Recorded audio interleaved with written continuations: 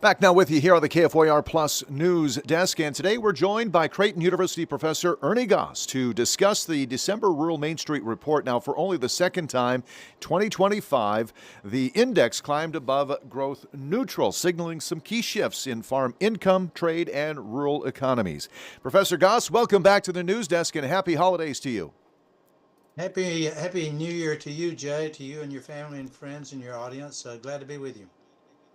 So, Professor Goss, the Rural Mainstreet Index rose above growth neutral for only the second time this year. What does that tell us about the overall health of rural economies heading into 2026?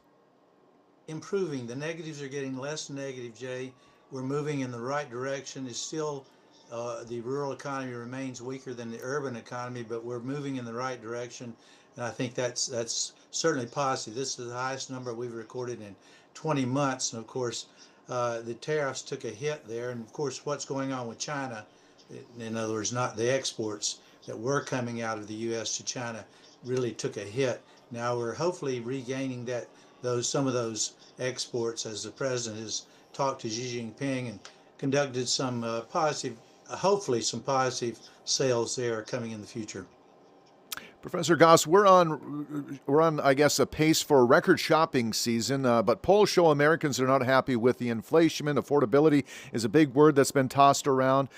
Do you think 2026 is the year that consumers now are going to feel a little bit more confident about the economy? I think they will feel a bit better, Jay, but it's really a K-shaped. In other words, a capital K. The upslope, that's the 20%. They're doing the higher income individuals doing much better and shopping and feeling more optimistic. The down slope of the K not doing as well. That's the 80%, and that's where we're seeing the weakness. Now, I think we'll see some improvement coming with what the president calls his big beautiful bill, which provides some benefit to those lower income individuals. Farm equipment sales have been below growth neutral for 28 straight months. What does this prolonged slump now indicate about farmer confidence and capital investment? Well, farmers are a cautious group, and they're not buying until they see their top line growing. We need to see grain prices up significantly. Grain prices, there's a big difference between the grain farmers, of course, and the livestock producers. Livestock producers doing much better, and the grain producers not as much. And of course, they're just not buying equipment. Now, with the Fed reducing interest rates, that's going to help a bit, but not enough. We need to see, of course, the soybean sales to China growing again, and that would be a big factor going forward. In your report, half of the bank CEOs identified reducing tariffs and trade restrictions as the most effective way to boost farm equipment. You agree with that? Absolutely, Jay. And I think we're going to see that. The U.S. we're still the cleanest shirt in the dirty laundry, whatever you want to say. The U.S., our GDP grew in third quarter 4.1%. Now that was fantastic. The job market was weak, unfortunately. Now, what is accounting for that difference? Well, a lot to do with data center investment. Big data centers getting a lot of investment that pushed up GDP, did not push up a lot of job growth. And you and I can't eat a data center. In other words, that's growth to come. I think, will that come about in 2026? I think it's still a bit early for the AI revolution, but we're moving in that direction. Regional agriculture exports fell 3.6% year over year, and exports to China plummeted nearly 88%. We know why, but what are some long-term implications of this decline for rural communities? Well, it's certainly not good, of course, but we're going to get those markets back. Now, the question becomes, I guess the question is, will we get those markets back? We lost them to Brazil. That's soybean sales to Brazil. Now, will we get them back? I will say yes, because our farmers are most productive on the face of the earth. We will be the big dog there again, and that bodes well for the rural economy going forward. Now, first half of 2026 is going to remain a bit difficult there. I don't see it's going to move sideways, as our survey indicated, to a bit up, but not enough. We need to see higher prices for grain. We need to see lower prices for inputs. Inputs are very expensive for the farmer out there right now. Farmland prices in the state of North Dakota rose sharply. Is this a sign of some renewed optimism, or is this something else? It is renewed optimism, but Jay, where are you going to put your money? I mean, it's just the stock market is bubble there, bubble here, bubble there. Long run, it's a good investment. But our bank CEOs, a survey we conducted at Creighton here, over 10 states, shows that agricultural land prices are moving sideways to a bit down. But that's pretty good. That's a lot better than farm income. And I think the Hmm. long run, when you talk about investment in farmland, that's a good investment long term. North Dakota's momentum index jumped up a few ticks there in December. What's behind that improvement? North Dakota has got some much better numbers than the other states normally. Now, some of that's due to energy. Energy has been all the oil prices are coming down, and the shale producers are challenged a bit right now, and that's a concern for North Dakota, concern for some in the region. But North Dakota's exports have remained a bit stronger than some of the other states over the last several months. So North Dakota has sort of been a bit off trend, and that's a good thing, trending a little bit more upward than the other 9 states. New Fed Reserve Chair will be named soon. How important is this decision, Professor Goss, for rural economies compared to urban markets? Absolutely, very important.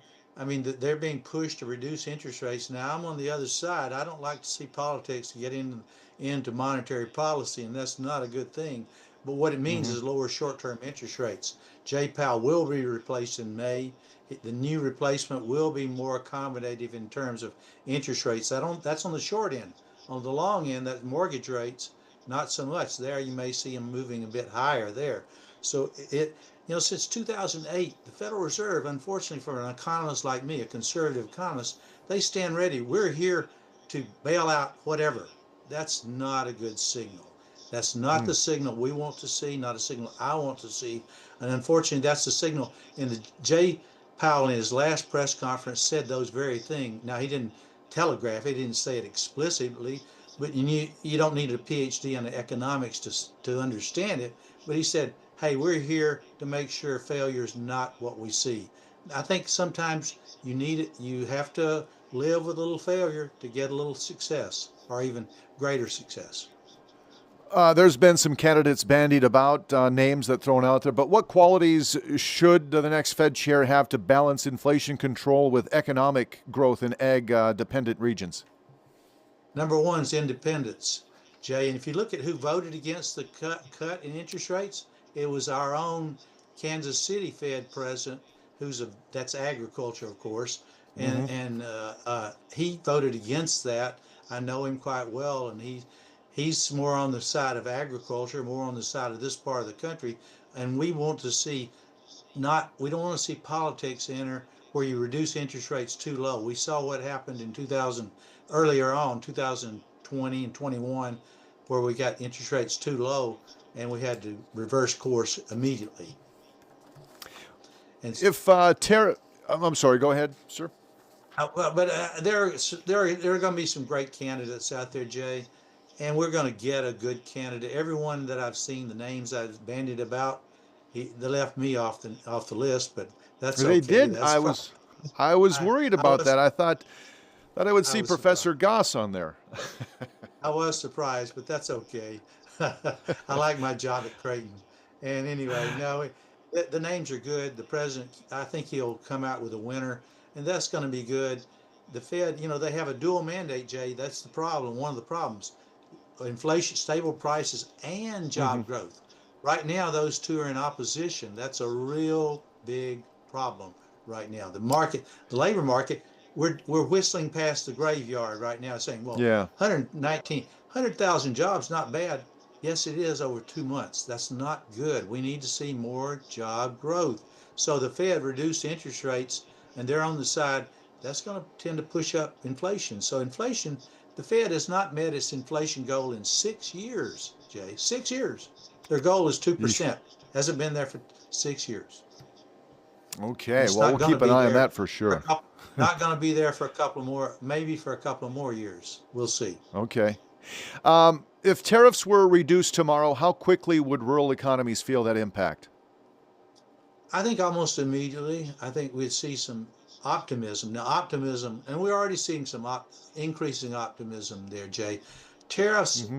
the president is taking more of a what I would call a measured approach, and that's good. Negotiating with Xi Jinping, understanding that we need them like they need us. We all need each other. In trade, it's not a win-lose. In most cases, it's a win-win. One party may win more than the other, but we both win. Right now, we get those lose-lose where you erect trade barriers, and well, we see what's happened. Now, on the good side, our trade to Mexico is really blossomed. It's really increasing. That's good. That's a darn good thing. Good. Finally, Professor, based on December's data, what are your expectations for rural economies in the early portion of 2026?